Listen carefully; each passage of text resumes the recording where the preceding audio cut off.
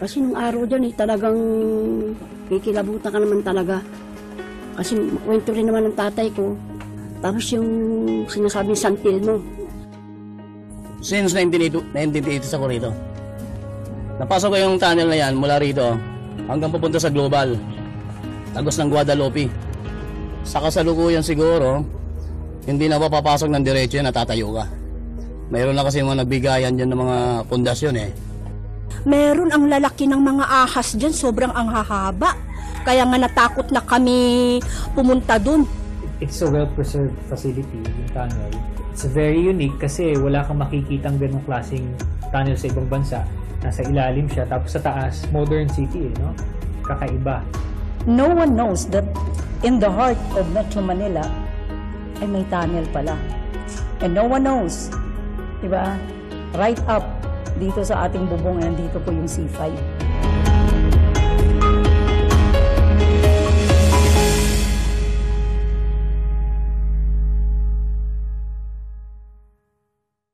Lingid sa kaalaman ng karamihan, sa ilalim ng malago at modernong syudad na ito, nagtatago ang isang tunnel.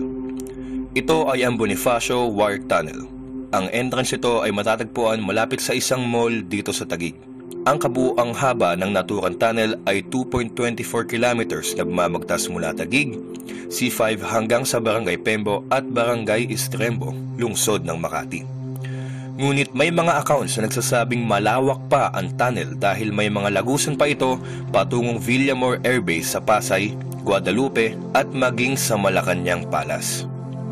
Ayon sa National Historical Commission of the Philippines, ika-15 ng Oktubre 1941 nang pinasimulan ni US General Douglas MacArthur ang paghukay sa tunnel sa tulong ng mga sundalong Amerikano at mga trabahador na igorot. Ang tunnel ay ginawang bomb shelter, headquarters at stockroom ng mga panahong iyon. At dahil sa pagkatayo ng puwersa ng mga Amerikano sa mga Hapon, napasakamay ng tropa ng mga Hapon ang tunnel noong 1942 at tinawag nila itong Sakura Hei-ei, na ang ibig sabihin ay Cherry Blossoms Barracks, at mas pinalawak pa ng mga Hapon ang tunnel.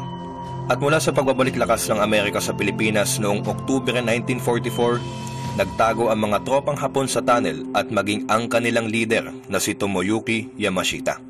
At 1945 nang pinangasiwaan na ito ng Philippine Army dahil muling napasakamay ng mga Amerikano ang tunnel. At kalaunan ginawa na lamang itong imbakan ng ammunition ng AFP o Armed Forces of the Philippines. Hanggang sa isinara na ito sa publiko noong 1995. Ang tunnel ay nabakante na lamang at unti-unting napabayaan sa paglipas ng panahon. Ang mga susunod niyong matutunghayan ay ang aktual na pagpasok ng aming news team sa Bonifacio War Tunnel.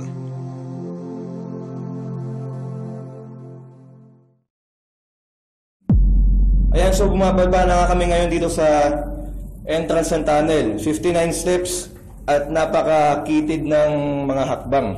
Kailangan dobleng ingat ka kasi may mga batong hindi pantay eh. Tapos may mga tusok siya. So pag nagkamali ka ng tapak, hulog ka. 59 steps pa naman. Sa pagbaba ng tunnel, kailangan ng iba yung pag-iingat dahil makitid at marikit ang mga hakbang ng hagdanan.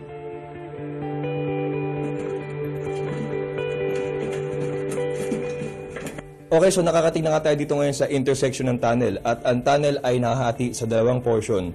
Itong papuntang to 27th Avenue East Rembo, ayan ay tinatawag na explored portion kung saan kaya tinawag na explored dahil ito yung kadalasang pinupuntahan ng mga tao. At dito namang sa kabila, itong to Amapola Street Pembo, ito naman ay ang unexplored portion. Dahil unexplored dahil ito yung hindi kadalasang pinupuntahan ng tao at hindi siya masyadong develop. So ito, uunahin namin yung explored portion. So tara.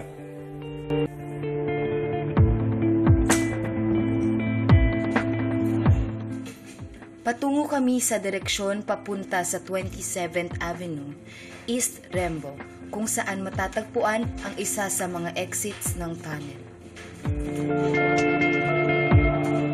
Ayan, so makikita natin dito sa explored portion, no, nagkalat yung mga graffiti. So dito, kitang-kita dito na napabayaan yung tunnel. Napabayaan talaga to, partner, kasi tinan mo, parang ang dami-dami talagang nakasulat na may I love you pa. Habang binabagtas namin ng explored portion, may nakita kaming kumpol ng lupa. Ayan, so makikita natin dito sa parte nito ng tunnel, sa explored portion, meron kumpul ng lupa. So pinaniniwalaan na dahil nagkakumpul ng lupa dito, dahil ang taas nito ay residential area na. Sunod naming pinuntahan ang isa sa mga chambers ng explored portion ng tunnel at ito ang bumulaga sa amin.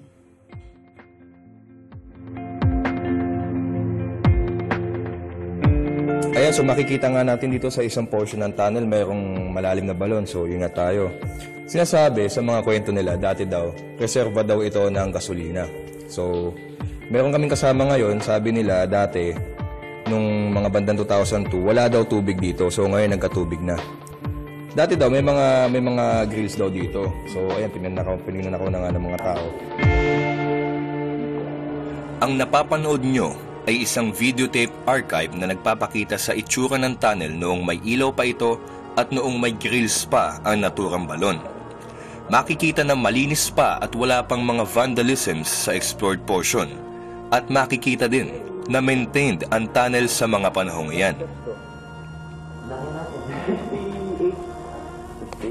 And so makikita natin sa loob ng tunnel may mga nakalagay na ganito. Ano? Warning, don't switch off the lights, at saka dun sa may bukana ng tunnel may nakalagay doon na don't panic kapag brown out. Dahil dati may mga ilaw dito at makikita na develop itong area na ito dati. So ngayon medyo napabayaan na itong area na to.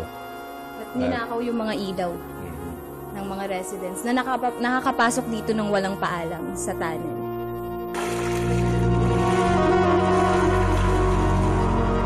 Matapos ang ilang minutong paglalakad, tumataas na ang tubig. Ayan, so binabagtas nga namin ngayon itong medyo malalim ng parte ng tunnel. Papunta ito sa isang exit sa East Rembo. Palalim mo siya ng palalim. Ayan. Makikita niyo po.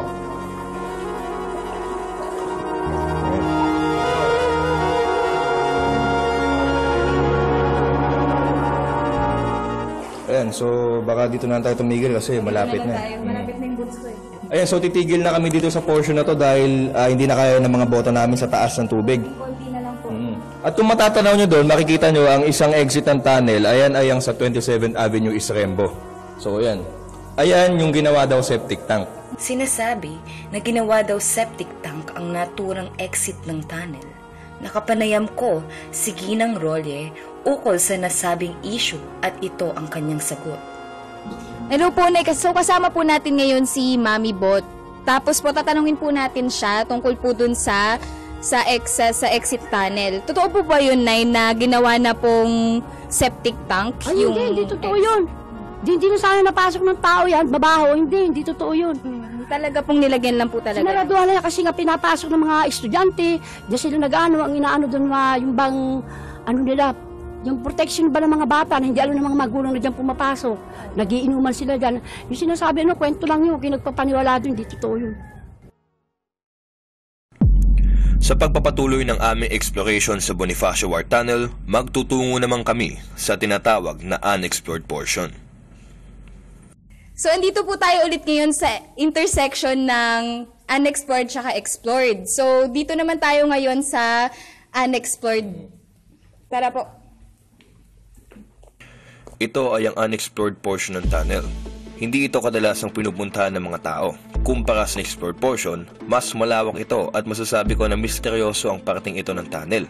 Dahil sa aking dokumentaryo dito noong 2014, dito sa portion ng tunnel na ito, ilang beses nagloko ang aming kamera at dumating sa punto na hindi na namin nagawang kunan ang aming inilakbay. Mahaba ang inilakad namin sa unexplored portion. Ngunit hindi na namin nagawang kunan dahil nagsimula na magloko ang aming battery.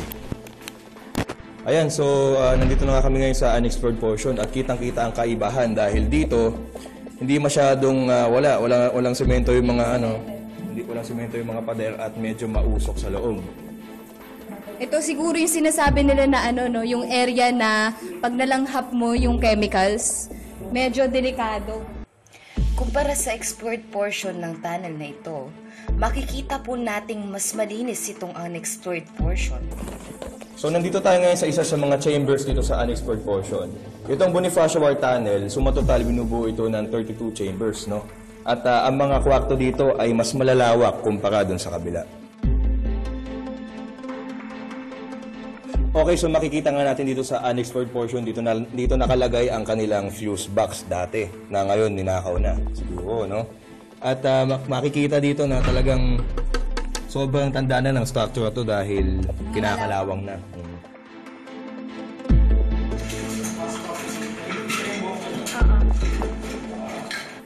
Ayan, so humantong nga tayo ngayon sa sanga-sanga, no? Pero papunta ito dun sa nag-iisang exit na Morning Glory exit. Ito yung sinasabi ni Madam kanina, na Morning Glory exit na, dine-develop nila sa panahon ngayon. Okay, so pupuntahan natin yung exit ngayon. Tara.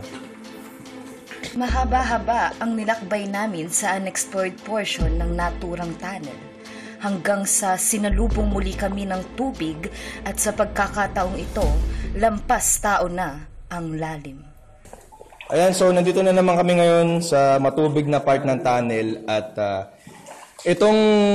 ang palabas ng tunnel na to ay sa Amapola exit at kinakailangan namin ng bangka upang makapunta doon pero sarado ang exit ng tunnel na yun dahil tinayuan na ng bahay.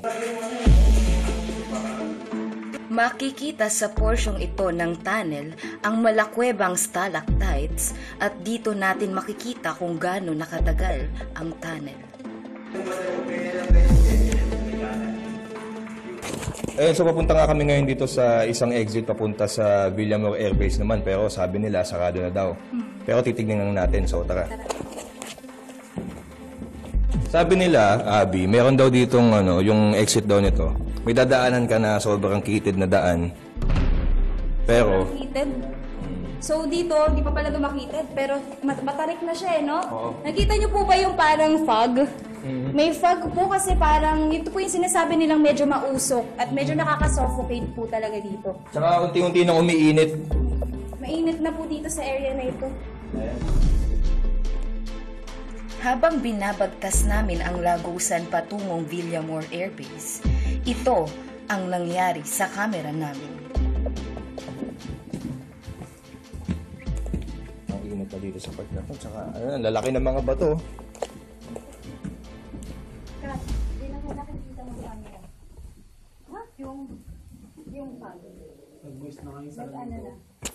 So, sa makikita po natin ngayon, medyo ma-moist na po talaga dito sa area na to. At saka kitang-kita po sa lente ng camera namin, medyo hindi na kami kita kasi sumuko na nga yung lens namin. Pati tong sa isa sa mga crew namin, tinan mo yung lens niya sa salamin. Ayan. Nag-moist na rin po siya. Ayan. So, babalik na po tayo kasi po hindi po safe dito na umakyat ng umakyat, lalo na hindi kasi magre-record yung camera namin. So, yan, heading na ulit kami ngayon sa Morning Glory exit. okay, So, tara po. Ayan, so nakakakita na nga kami ngayon ng liwanag. Ito na nga ay papunta sa Morning Glory exit. Ito. Gitna lang dahil lumulubog daw yung gilid.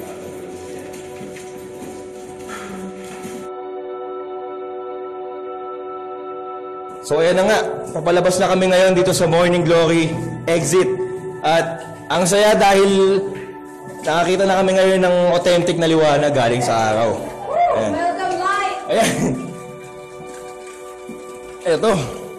Ito na So kung makikita nyo, develop na tong exit ng tunnel dahil nung last year itong exit ng tunnel ay wala pa tong mga to, wala pang pintuan tsaka sementadong mga pader.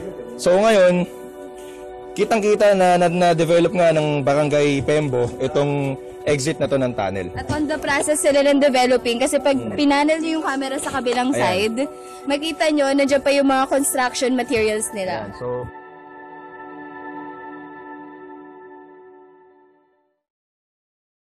Nasa proseso na ng pag-redevelop ang pamunuan ng Barangay Pembo sa nag-iisang exit ng tunnel na tinatawag na Morning Glory exit. Ang sa akin, doon sa may bungad, ay balak ko ng barangay na i-develop yan para maging tourist spot and ibabalik sa kalinangan ng ating mga kabataan, hindi lamang dito sa Pembo, kundi sa buong bansa. To know the whole world that here in Fort Bonifacio, especially here in Pembo, there is such kind of historical place that they can be proud of. They can be proud of it because it's still here. No one knows that in the heart of Metro Manila ay may tunnel pala. And no one knows, diba? Right up dito sa ating bubong, nandito po yung C5. Sa aking panayam kay Kapitana, nais niyang iparating na gusto niyang mai-preserve ang tunnel hindi lamang sa pagkakakilanlan ng kanyang barangay, kundi para na din sa mga susunod na henerasyon upang malaman ang kahalagahan ng tunnel. Ang plan ko po ay, nakita nyo kanina doon, pinalagyan siya ng gate, no, na matibay na gate. Tataniman siya, parang iyon yung i-disenyo ko. Lagyan ko ng plants, flowers, bench, tapos lagyan ko ng malaking TV, monitor, para doon na lang isasaksak yung, halimbawa, merong nag-field trip, merong educational tour, doon na lang isasaksak yung USB, tapos doon sila. Ito po ang tunnel ng Barangay Pembo. Ito ang historical place.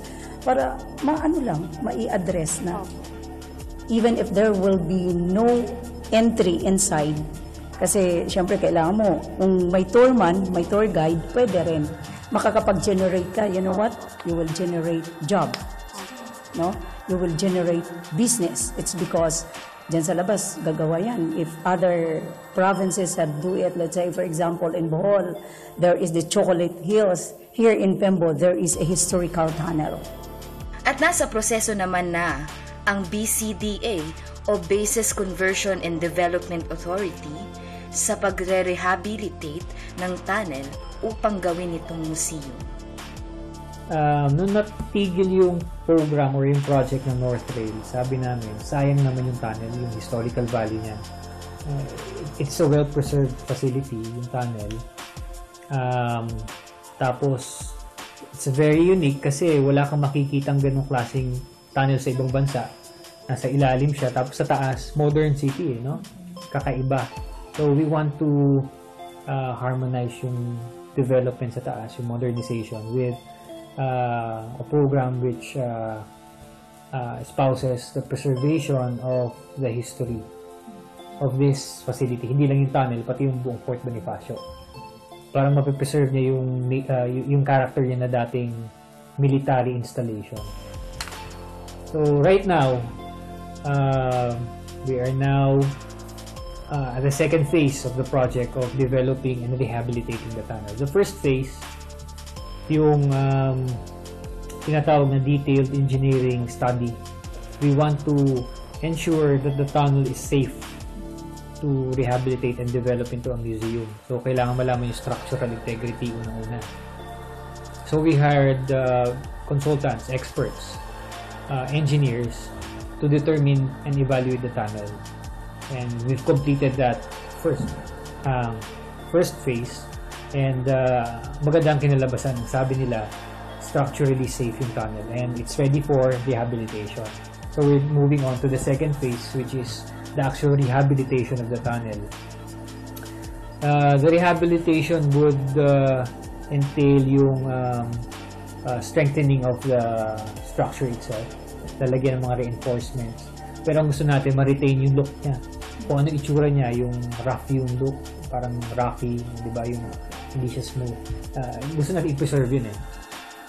Eventually, on the third phase, after the rehabilitation, yung yung tinatawag na development into a historical museum. The second phase, hopefully will start this year, matapos by next year. Isa lamang ito sa mga war tunnel sa buong bansa, ngunit nag-iisa lamang ito dito sa Kalakhang, Maynila. At dahil umabot na sa mahigit 50 taon ang tunnel, may naiambag na itong malaking historical value sa ating bansa. Kaya itinalaga na ito bilang isang National Historical Heritage Site.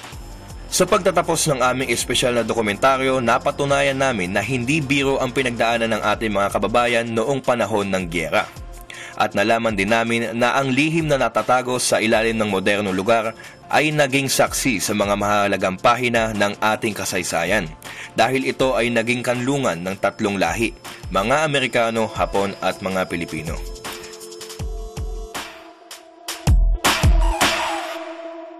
So dito nga nagtatapos ang aming exploration dito sa Bonifacio War Tunnel. Ako si Emil Kailing. Ako si Abigail Lupangco. At ito ang aming special report para sa aming dokumentaryo.